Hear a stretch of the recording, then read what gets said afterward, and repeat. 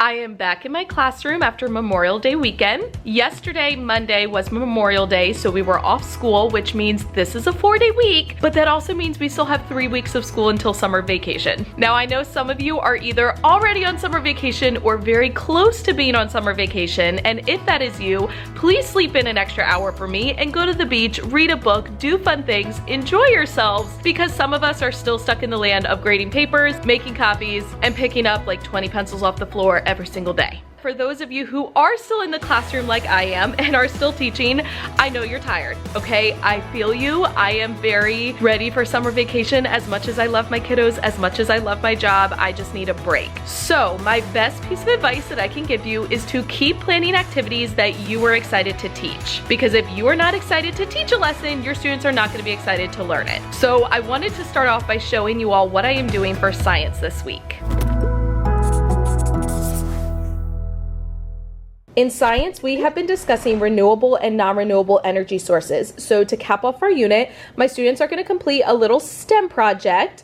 Up here at the top, it discusses how our country relies primarily on non-renewable resources, so the government is asking their help to reduce our dependence on these sources by developing a sail car. So a sail car is essentially a sailboat combined with a car that can be powered by the wind. But to keep it more interesting, my students have a budget, so they cannot spend more than $10 car cash on additional materials, which I'll go over in a second. In terms of how I'm storing all of the materials, I'm literally keeping them all in this plastic scrapbooking bin from PICKLES. I love these bins for holding so many different things. By putting all the materials in here at the end of the unit, I just close it up, store it away in a cabinet, and then I'm ready to go for next year. So each group automatically gets a cardboard rectangle, which you can literally just take a box you have at home and cut it into rectangles.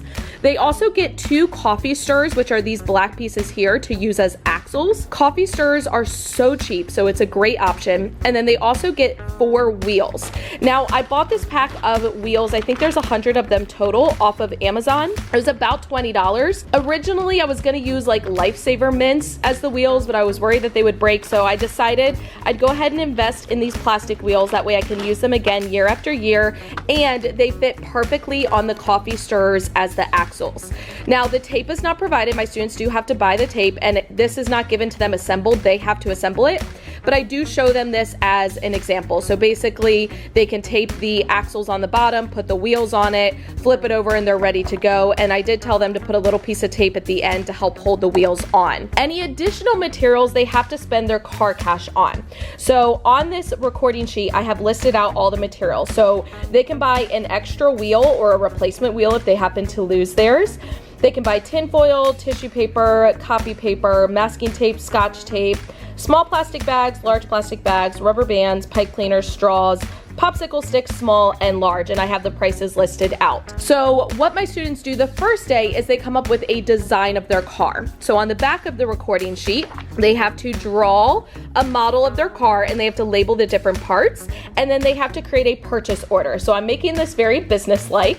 By them creating a purchase order, it helps me to be able to get their materials ready for them. I don't have time during class to pass out materials to all of the groups individually, so what I have them do is complete their purchase order with the item, the quantity, the cost. I make sure it's within the budget of $10 car cash, and then I'm actually using these foil trays to help pass out their materials. So overnight, I go through, I pull out everything that group needs, I put it in a tray so that the next class, all I have to do is hand that group their tray. Now, the next lesson is when they actually build and test their sail car. So I give them 2 test runs so they can come up, test it one time, go back, make changes, come up, test it again, make changes, and then their final run. So what I have them do is put the car in front of the fan for 10 seconds, and I'm in control of that. I turn on and off the fan so that way I can make sure it's the same for every group. But let me kind of show you how I set up my fan. This is a tower fan that I actually bought for Billy for Christmas a couple years ago, but since then I have brought it into my classroom because my classroom gets very, very warm. The reason I have it set up on its side on the floor is so that when my students put the car in front of it, the wind is going directly to the car. If I had it standing up, the wind was too high up and it wasn't hitting the cars. So what I did is I put it back 1 floor tile from this green row where my students actually run their test runs. So I tell my students that their car car has to go in this white square right here that is before the green. And then I have meter sticks lined up along this green row so that they can measure it. And all I do is turn the fan on for about 10 seconds, let their cars go, and then stop it after 10 seconds. I let the cars keep moving if they're still rolling.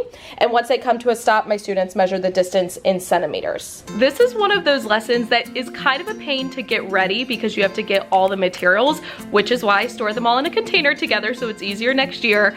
But once your students actually do it, they have a blast with it. I did this with my 2 blocks 2 weeks ago, and then I'm doing it with my team teachers 2 blocks today and Thursday. And I'm so excited for it because the students get so into it. It's so awesome to see them problem solve. I had a group that broke one of their axles, and so they had to like reconfigure the way that their car was arranged, and they ended up only having 2 wheels, and it ended up being one of the most successful sale cars. So I just think this is a great opportunity for students to do something that is more real world based, and they're practicing the skills that they learned in class. They have so much fun with it. It's perfect for the last few weeks of school. Now in math, we are working on hands-on equations, which is a way for 4th graders, and actually they start this in 3rd grade, to do algebra, but in a very easy to understand and kind of concrete way. So I'm not gonna go into detail of what hands-on equations actually is. I will leave a link down below if you wanna learn more about it. But what I did wanna talk to you all about is the organization aspect. For hands-on equations, our students use these laminated mats that have a balance on them, and then they have pawns and number cubes. Last year I didn't organize these at all. I just kept them in these gallon bags that the teacher before me had put them in because I didn't really have the time to organize them, and I wasn't sure how I wanted to organize them. But let me just tell you that having like over 30 of these gallon bags with all of the pieces in them is so annoying, and the bags are ripping and my students lose them, and it's just not working for me. So I have upgraded to the snack containers. I've talked about these on my channel before. I absolutely love these containers because they work for so many things. So first of all, you get these from the dollar store. Currently, they have them 3 for $1, but sometimes later on, they're only 2 for $1. So if you see them 3 for $1, go ahead and grab them because I promise you that you can use them. But these containers can hold a deck of cards, so they're great for that. They also can hold a 24 pack of crayons, which is also fantastic. And they perfectly hold the number cubes and the pawns for each hands-on equations kit. So last week I started transferring them from the bags to these snack containers, but I ran out. So over the weekend I did go to Dollar Tree and grab some more containers. So I'm gonna go ahead and get rid of the rest of these plastic bags because I am so over them, move them into the containers, and my teacher heart and organizational heart is going to be so much happier.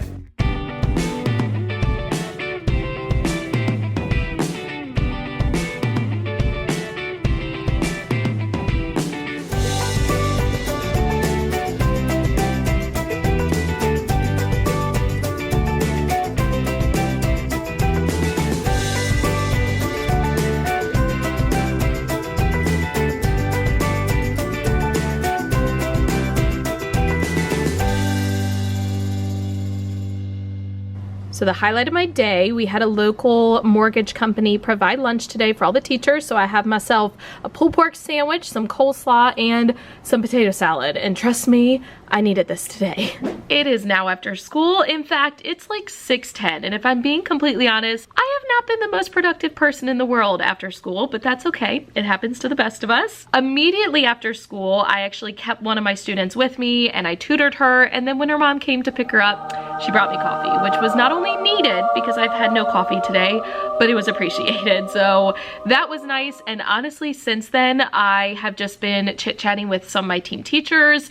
I did get materials ready for the sale cars. So today, my 2 science classes created their purchase orders and like their blueprint model drawing of the sale car and submitted it to me. So I used their purchase orders to get their materials ready for Thursday. So at least that is done and out of the way, but I did not get anything else done, and that's all right. I'm gonna go ahead and get out of here, head home, and then I will catch up with you tomorrow.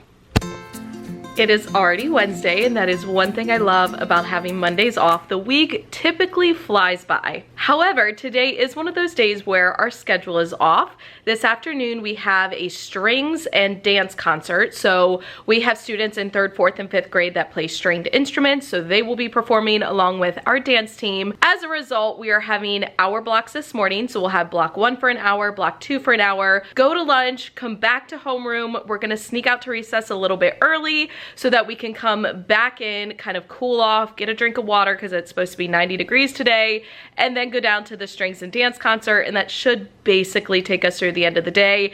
Anytime we have left, we'll just come back to homeroom, and I'll probably just let my kids play like Heads Up, 7 Up. But for my blocks this morning, we are doing Ketchup and Pickles. Now, this is something that I started doing way back when I taught 2nd grade. I have not talked about it on my channel in a while, so I wanted to show you all how I organize Ketchup and Pickles and what it is and all that good stuff because it's one of my favorite things.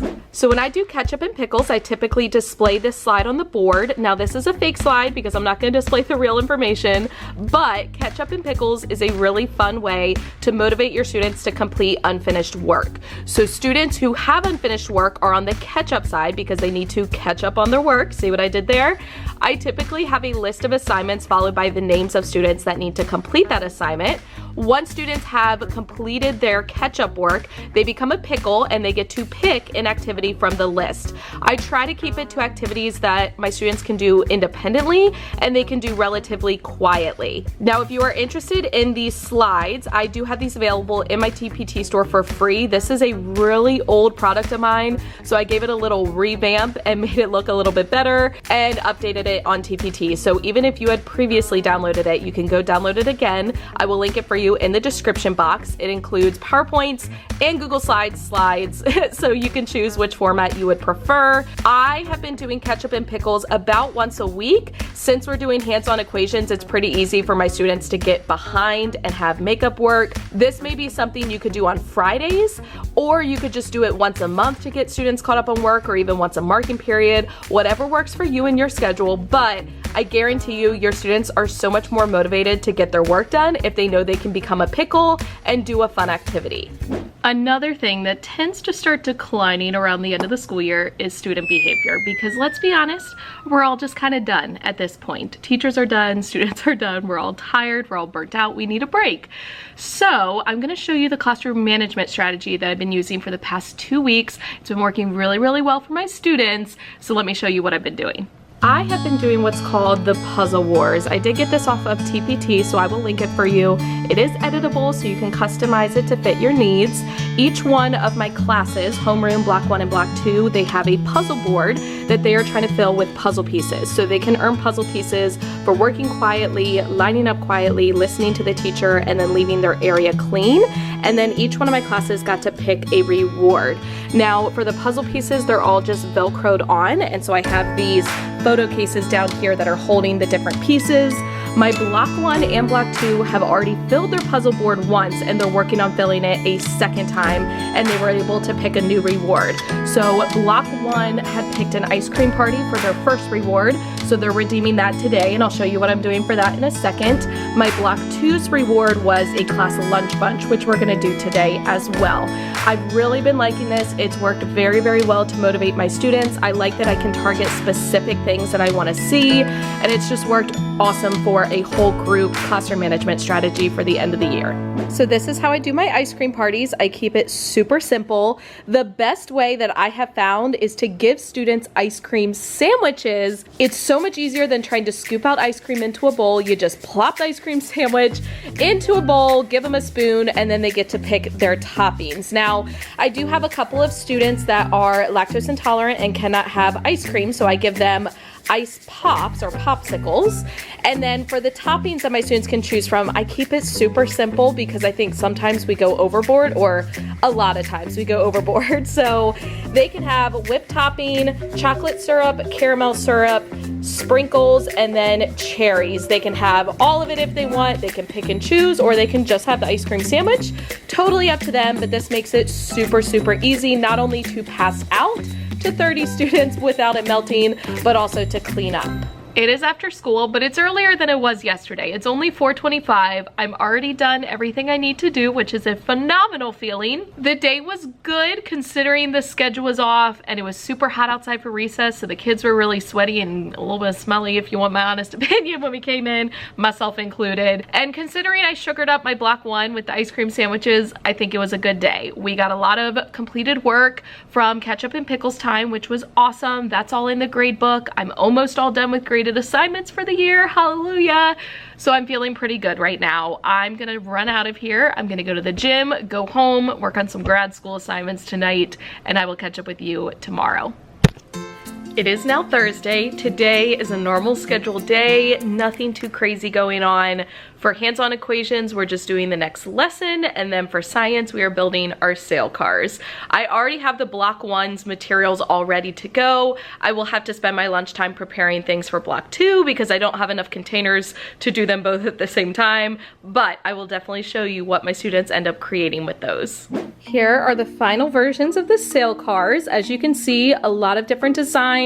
Different teams chose different materials because they had their budget, so they got to pick and choose. The only thing I allowed them to buy more of today during the day they were actually building was tape. So if they had leftover car cash or if they had materials that they didn't use, they could trade them into me to get more tape. But everything else had to already be in their plan in order for them to use it, and that forced them to do a lot of problem solving when things didn't work. So for example, this one right here, the back part of it was open originally, so when they did a test run, the wind was all escaping through that hole. So then they bought more tape to cover up the hole, and it ended up going a lot farther. So we had a lot of kiddos that used plastic bags and foil. This one was really cool. They kind of created like a tunnel. This one originally, they just had the cardboard piece and then they added the tissue paper behind it. Some groups did cut down their cardboard in order to make it smaller, and therefore it was lighter. And then we even had some, like this one right here, it only used 2 wheels, which was really, really cool to see. And then this one was really interesting designed. It has an axle in the front with 3 wheels on it and then only 1 wheel in the back. And surprisingly, it actually went pretty far. So I love doing this project. I love seeing how creative my kiddos can get. And I'm honestly really strict with them in terms of the materials and not just continually giving them more materials if they break them. I force them to find a new way to be able to build their car. And I think that it promotes problem solving and creative thinking and all kinds of things. So even if their cars do not go very far, I make sure that I let them know how proud I am of them for thinking it through and problem solving. So remember earlier when I said that today was like a nice normal day? Yeah, no. Although it was normal until the end of the day. So right before dismissal, probably 5 minutes before our dismissal time starts, we went under a tornado warning. So we had to all go into the hallway, and we had our like 120 fourth graders stuck in this really tight little area, so they were all on top of each other, but it was all good. Obviously, we did not have a tornado, thank goodness, and we were all safe, and that's all that matters, but it did push our dismissal back by about 25 minutes, so things were a little bit chaotic at the end of the day. That's the first time actually in my teaching career when we've had an actual tornado warning while in school and had to move into the hallways. So that was interesting. I'm kind of happy that it happened because now I've experienced it, and it helps me to think ahead for the next time what to do and what not to do. I am gonna get out of here because I did not get a chance to eat lunch earlier. I ended up working on getting materials ready for the block 2 sail cars, and I am starving. So I'm gonna go ahead and leave, and I will catch up with you tomorrow. It is now Friday, and today is also field day. So that means our schedule is off again, but it's all right. We are gonna start with our typical study hall time while our students go to chorus because I do not have planning time on Fridays. Then shortly after study hall, we are having lunch, which we typically eat lunch at 12:35, and today we're eating at 10:50, which is crazy. But after we go to lunch, we're gonna come back, get ready for field day, and we are out at field day at 11:50, I think, and we have 10-minute stations and we rotate through them, so we're outside for about a total of 2 hours. So the stations are things like tug of war, sack race, parachute, soccer skills, dribbling skills for basketball, things like that. The students rotate through the stations. We have 5th graders and parent volunteers that run the stations. It's gonna be a hot day. It's supposed to be in the 80s today, so not quite as hot as it's been earlier in the week, but it's still gonna be pretty toasty. After being outside for field day for 2 hours, then we have the kickball game. 5th grade students play against staff members. I did play last year. I'm not sure yet if I'm playing this year or not, only because I'm actually leaving this afternoon for a flight and I have to go straight to the airport and I don't want to be too sweaty, but we'll see. I'll keep you updated on that. For now, I need to go put sunscreen on, kind of get myself ready for the day, and then I'll catch up with you later on. It is a sad day. Some of you may remember I shared this pencil dispenser, which is actually a straw dispenser, in my recent classroom favorites video, and it's still one of my favorite things. That has not changed, but as you can see, I'm officially out of pencils. Welcome to the end of the school year as a teacher. It is now my lunchtime. The morning was very hectic because we ended up not having chorus because our chorus teacher wasn't here, but we didn't know that in advance. So I had a lot of kids in my classroom because I had all like 30 kids from my homeroom.